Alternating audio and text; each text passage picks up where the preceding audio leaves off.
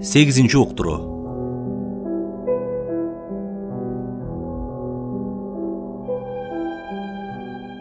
Атам тың, басқан тұрғаны, ден соолугу, тамак ичкени, көзү, кулагынын угушу жагынан карлыктын белгиси жок эле.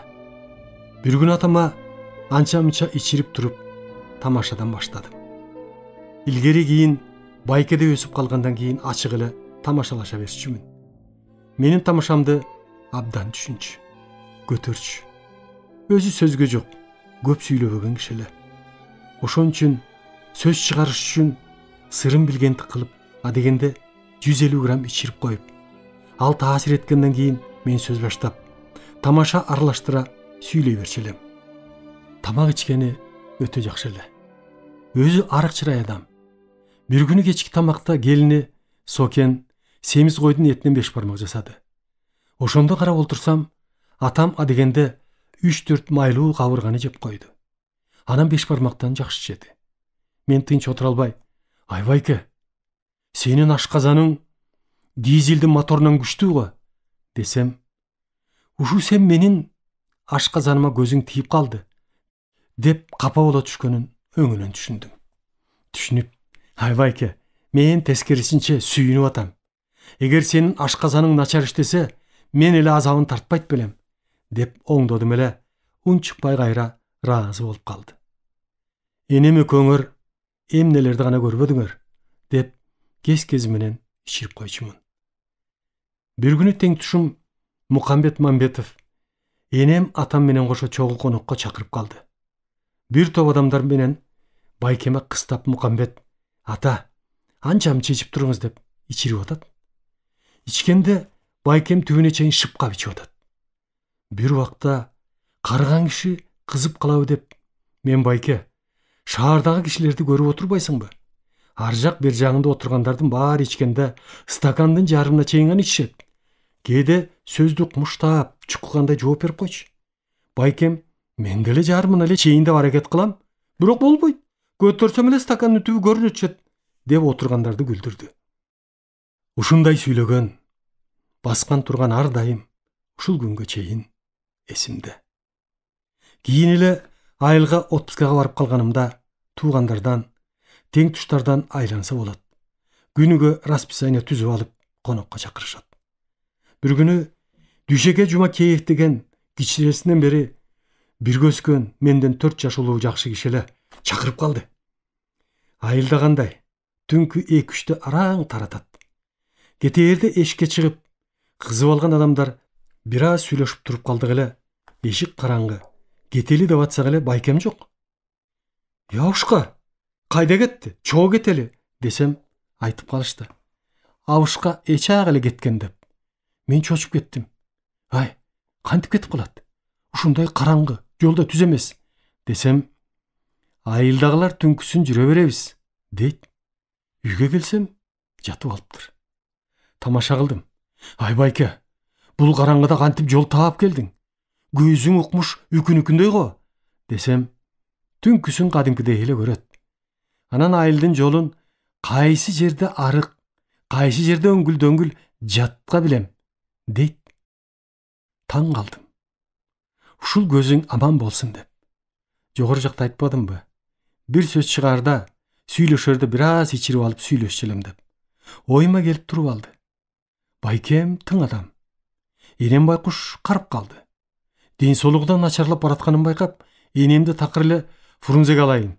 Байкем Фрунзеге чыдабайт деген ой келип, "Кой, атама башка аял алып берип, айылда жашай берсин" деген ой кетти. Отуруп аркы беркин сүйлөшүп айта салдым. Кемпири, келини баары отурушат. "Байке, сага мен башка аял алып берейин, макул болсоң" десем, бир аз унчукпай калып, "Өзүң бил деп турбайбы? Кемпирди унчуккан жок" мен ишенип алдым. Ошондон тартып атама аял издей баштадым. Тааныштар аркылуу ар жак бир жактан табыла баштады. Кээ бирине өзүм барып сүйлөшө баштадым. Көпчүлүгү "Макулбуз, өзүң көрө эле" дешти. Мен чочулабагыла, тың эле киши дейм. Акырында өзүмдүн досум Мукамбеттин аялы Аяшым Турдубүбүнүн төркүнү могу кой таштан телефон чалып калды. Айманбет, сага эне таптым деп мен сүйүнүп кетип, Ойтуке, жүр көрүп келели деп Мукамбет Турдубүбү чөбүз кой ташка жөнөдүк. Барып Турдубүбүнүн эне атасыныкына чакыртып ачык эле сүйлөштүк. Боло турган эне 60 жаштын тегерегинде экен. Угуп отуруп бир жума күткүлө. Бул келген жерим жакпады. Бир жумадан кийин кетем. Анан макулмун деди. Көрсө 2-3 ай мурун ошол жерге күйөөгө тийген экен. Келген жериби же күйөөсү жакпай калганбы, кетем деп айнып калыптыр. Макулдашып кете бердик. Бери чыгып Турдубүбүгө кеңештим. Ай, бул аял ар жак бир жагыбызды сурабай эле макул болуп атат. Деги дени соо немеби деп. Келип эле кечинде атама сүйүнчүлөдүм. Буюрса аял таптым. Эртеңден баштап даярдан. Сууга түш. Сакал муртуңду тегизде. Таза кийимдериңди даярда. Бир жумадан кийин күйөөлөтүп алып барам десем. Эй балам, убара болбо. Аял албайм. Аялыңды урдум. Дейт. Мен таң калып, эмне болуп кетти? Өзүң макул болбодуң беле? Эмне мен ошондон бери убара кылып, канча жерге бардым аял издеп? Деп мен да ачууландым. Чыныңды айт, ким сени айнытты? Десем, алып эле көр деди. Дейт. Шак эле отура калдым. Акмакчылыгымды ошондо биле койдум. Тилден калып калдым. Мурун ойлонбоп турмун. Карыган немелерге көрсө өмүр бою бирге жашап жүрүп, башка аялга абышкасын кыйбайт экен да. Энем жоош, көп сүйлөбөгөн киши дебедимби? Көрсө сүйлөбөгөнү менен акылы башка экен. Мен энемдин алдында ит эле болдум. Жүзүн карай албай, тамак ичип отурганда тамашага айлантып, атама караба, мен жөн эле тамаша кылгам, кантер экен, деп. Көрсө, чын көрүп ишенип алган турбайсыңарбы? Деп тамашага айланттым. Экөө тең үн чыккан жок. Кийин атамды ичирип туруп, жалгыз алдап сурадым. Энем эми үчүн ушинтти, десем, сен чындап эле киришип калганда кеңеш салып айттым. Уулуң ушинтип атат. Алайынбы десем, бир эле сөз айтты. Алып эле көр, деп. Басып кетти дейт. Кемпиринен кийин 2 жылдан кийин оорубай төшөккө бир аз жатып, 1985-жылы кайтыш болду. Энем өлгөндөн кийин атамды бир жолу шаарга алып алайын деп ойлоп кеңештим. Фрунзеге алып кетейин десем, жок балам, барбайм, деп койду.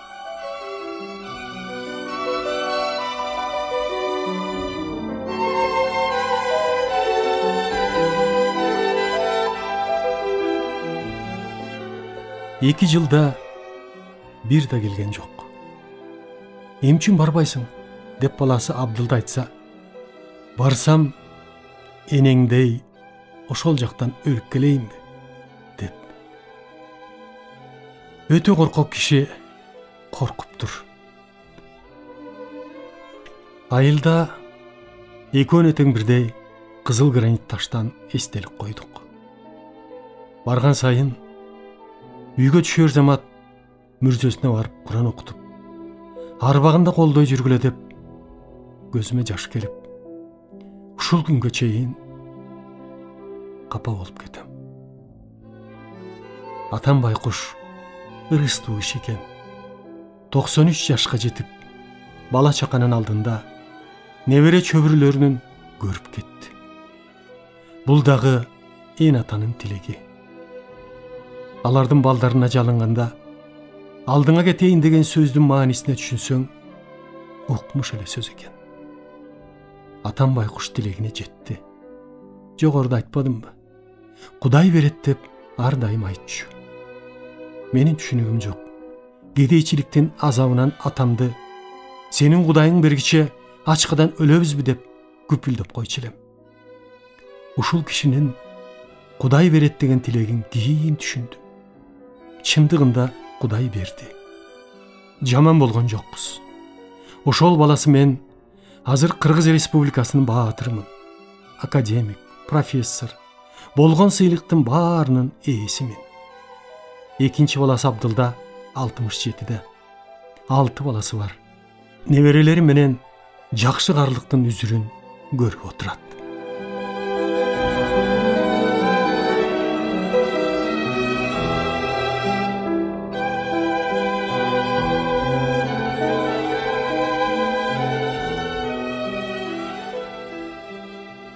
Мен Жапарымды эч качан унута албайм. Мен ушул жашка келип, көп эле жакын адамдарымдан айрылдым. Ошонун ичинен энемдин кайтыш болгонуна быйыл 29 жыл болду. Ошондон бери кайда жүрбөйүн, бир күн дагы эстебей калган күнүм боло элек. Эми экинчи эсимден кетпей турган жоготуу болду. Мына Жапарымдын кайтыш болгонуна 1,5 жыл болуп калды. Ошондон бери Жапар күнү түнү менин эсимде. Экөөбүз жакын тууганбыз. 3 атадан кошулабыз. Бакшы молдо деген эки бир туугандан, Бакшыдан Акун, Акундан Мамаке, Мамакеден мен, Молдодон Бектур, Бектурдан Турсунаалы, Турсунаалыдан Жапар. Жапар ошентип менин иним. Балам болуп, кийин чоңоюп, хирург доктор болуп, кесиптешим болуп калганда, балалыктан, эниликтен өтүп, мага жардамчы, кеңешчи, бирден бир ишенген көрүнүктүү адам эмеле. Жапар 10 классты бүтүп келгенде, менин жардамым болуп, мед институтка кирди. Институтту бүткөнчө кулап калдым, кыйналып атам деген сөздү уккан жокмун. Өзүнүн аракети менен институтту ийгиликтүү бүтүрдү. Бүтөөр замат биздин клиникага ординатор болуп калды. Ошол жылы азыркы келинибиз Бүкөнгө үйлөндү. Үйлөнгөндө менин кемпирим Сокен дагы Жапарды өз баласындай жакын көрчү. Өзүбүз үйлөнтүп, ушул жерден тоюн берип, айылга чейин чогуу барып, нике кыйып келдик эле. Ординатурадан кийин аспирантурага кирип, аны ийгиликтүү аяктап, өз күчү менен илимдин кандидаттыгын жактады. Андан кийин ассистент доцент болуп жүрүп, доктордук диссертациясын ийгиликтүү жактады. Илимий иши менен кошо хирургдун иши дагы ийгиликтүү жүрдү. Илимдин доктору болгондон кийин профессор наамга жетти. Жапардын эң бир жакшы сапаттарынын бири өзү өтө жөнөкөй, мүнөзү жумшак, эл менен сүйлөшө алчу. Өзүнүн таланты жана күжүрмөн эмгекчилдиги менен тез аранын ичинде чогуу иштеген кесиптештери, жолдоштору жана ага туугандарга жасаган мамилеси артыкча, элдин арасында баркы өтө жогору эле. Ушундай урмат сыйга жеткенинин бирден бир себеби бизде болгон өтө оор операцияларды ийгиликтүү жасап калды эле. Илим жагынан хирургтарды тарбиялоодо дагы чоң ийгиликтерге жетишти. Бир топ доктор, кандидаттарды даярдады. Илим жагынан таланттуу хирург катарында белгилүү болуп, бардыгын ийгиликтүү алып кетерине көзүм жетип, ишенгенден өзүмдүн ордумду госпиталдык хирургия кафедрасынын башчылыгына дайындадык. Муну дагы ийгиликтүү иштеп атты. Мугалим лектор катарында ийгиликтер болду. Айрыкча мен үчүн өтө чоң жоготуу болду.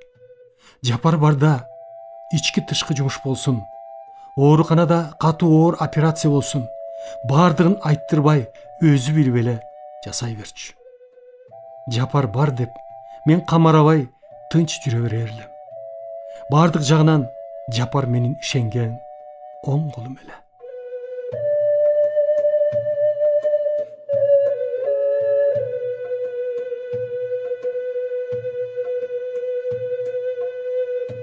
Эсимден чыгара албайм дегеним, баскан турганы эртең мененки конференцияны өзү өткөзчү эле. Операция жасаганы, лекция окуганы, коридордон, кабинеттен кезиккени, сүйлөшкөнү, акылдашканы, бири-бирибизге кеңеш бергенибиз күнүгө көз алдыма келип элестеп, капа болуп отурам. Жапар кайтыш болгондон бери кабинетине дагы, ошол өзүнүн кафедрасына дагы бара элекмин. Көрүп турам. Барсам дагы бир топ нерселер эске түшүп, капа болуп кетем. Кыргыздар айтчу эле, өлгөндүн артынан эч ким өлбөйт. Өлгөндүн өзүнүн шору деп. Бул абдан чындык сөз экен. Өтө капа болот экенсиң. Өкүрүп ыйлайт экенсиң. Бирок өлгөн адам тирилбейт да. Ошол үчүн тирүү жан болгондон кийин турмуш өтө берет. Бала чакасы, үй бүлөсү чоңоет экен. Акырындык менен көнө баштайт экенсиң. Себеби жаратылыш ошондой. Келинибиз Бүкөн медакадемияда, чет элдик кафедрада немис тилинен мугалим.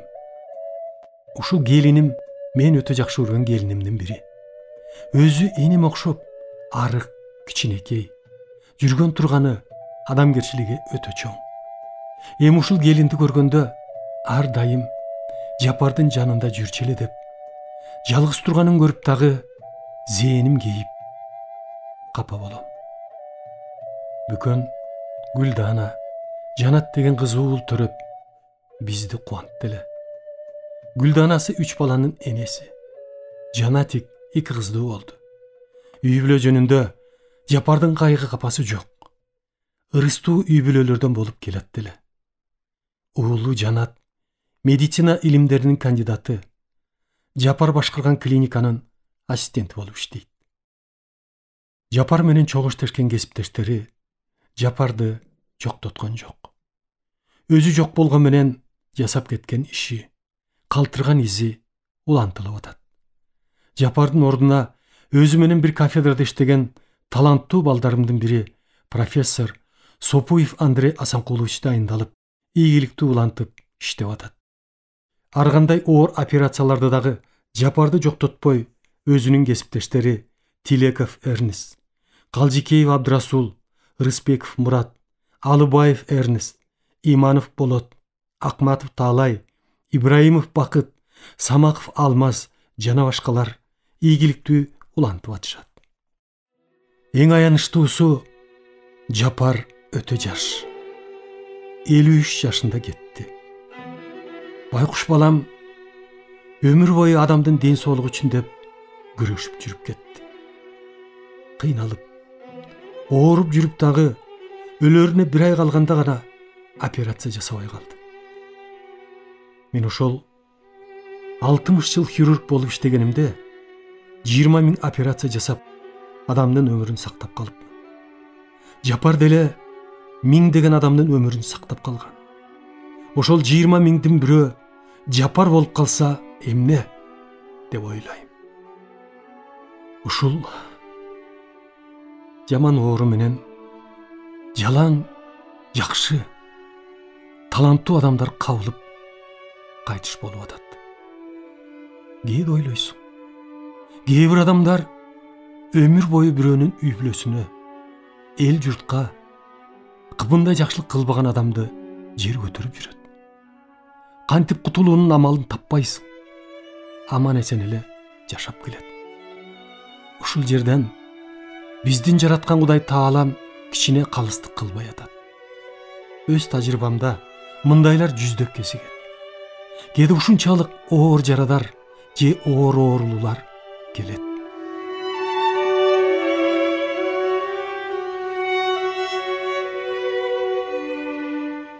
Бизде традиция болуп калды. Эмгеги сиңген, жакшы ийгилик калтырып кеткен улуу инсандарды кез-кези менен басып өткөн жолун эскерип, Куран окутуп, айрыкча кийинки муундарга чоң сабак болорун эске алып, 9-10 сентябрь 2011 жылы республикада таракалдык коому Франциядан, Россиядан, Казакстандан бир топ хирург окумуштууларды чогултуп конгресс өткөрдү. Муну таланттуу балдарыбыздын бири, республикадагы улуттук кардиология терапия борборунда иштеген жөнөкөй эле профессор Соорунбаев талант деген бала укмуштуудай уюштуруп, академик Миррахимовго арнап эскерүү өткөздү. Франциядан келген хирург мырза Массарт, Алматыдан келген хирург профессор Колос экөө тең дүйнөдө көрүнүктүү хирургдар экен. Эртеси 10 сентябрь 2011 жылы улуттук хирургия борборуна биздин хирургдар жапарды эскерип, ага арнап биз дагы жакшы конгресс өткөзүп койдук. Ар дайым Кудайдан, жаратылыштан тилейм, бизде кырсык ушуну менен чыгып кетсе экен. Мындай орду толук жоготуу азыраак болсо экен. Калганыбыз аман бололу. Бөөдө кырсыктан, ушундай жоготуудан алыс бололу. Тирүү жашап аткандан кийин жашагың, иштегиң келет. Мындай болсун үчүн ден соолук, ынтымагыбыз бекем болуш керек. Жаш өтүп бараткан адамдар үчүн ден соолуктун эң негизги булагы бул күн сайын тынымсыз иштеген ишиң, эмгегиң экен. Кудай ушундан айырбасын.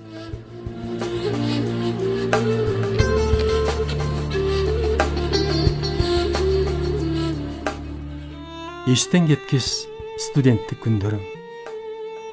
Фрунзеге кечки саат 5-те жеттик.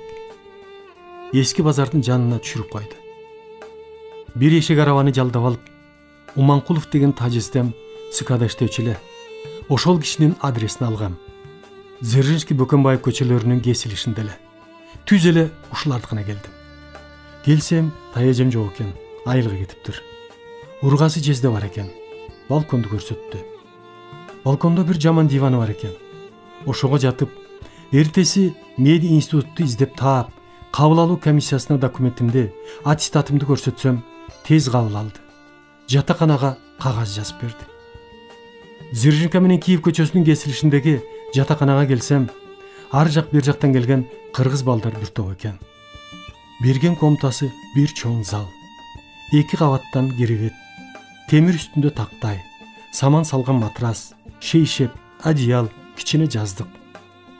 Шейшеп, одеял, керебет дегенди биринчи көрүшүм. Чуркап барып, талканымды көтөрүп жетип келдим.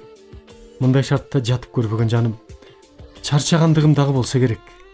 Наркоз бергендей эле уктаптырмын. Эсимде жок.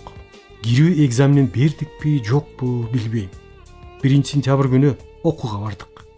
Мага окшогон Тяншандан, Ысык көлдөн, Таластан, Оштон, ар бир региондон бир топ эле бала келиптир. Көпчүлүк эле мага окшош. Жүргөн, турганы, сүйлөгөнү.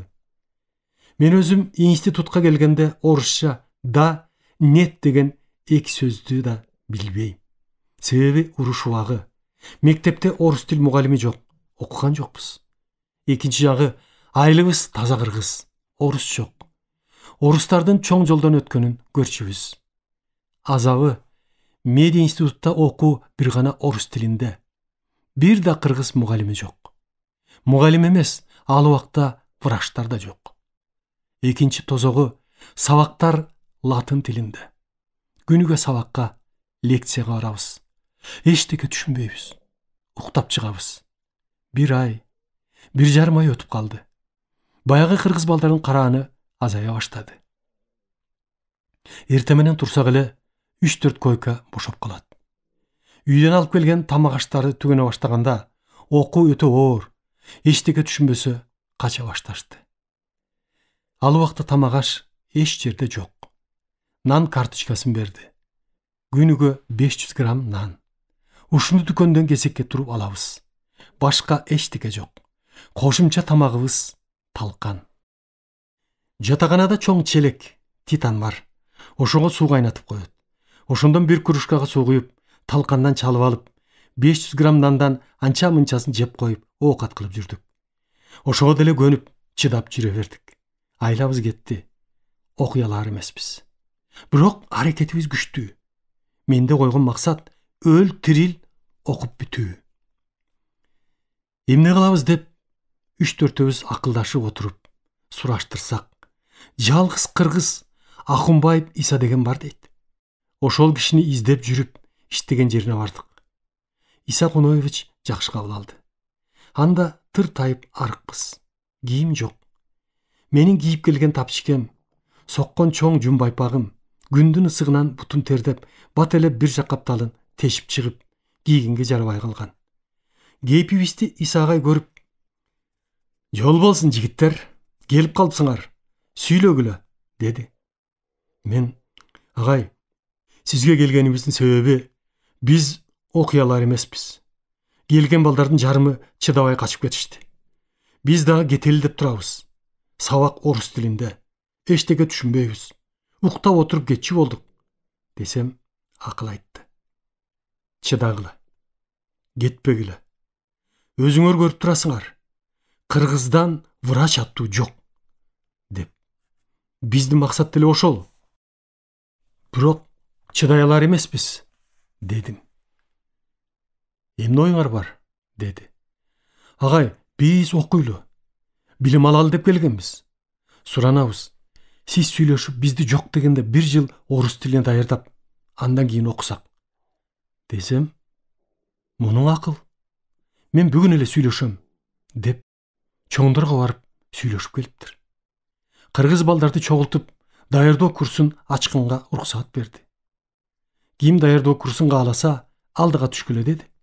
Чууркап эле алдына түштүк. 25 баладан 3 группа түзүлдү. 75 бала болду. Бир жыл орус тилин, химияны, физиканы окутмай болду. Стипендия, жатакана бурункудай эле калды. Ошентип, бир жыл даярдоо курсун окуп бүтүп, кийинки жылы 1-чи курска өттүк.